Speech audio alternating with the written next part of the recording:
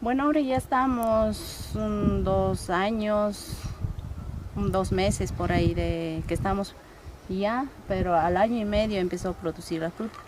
Desde ahí no ha dejado de producir. Estamos produciendo, saliendo al mercado y continuo está produciendo la tuna. En el mercado a cada tuna, ¿cuánto está? Bueno, en el mercado vendo a 6 tunas un dólar.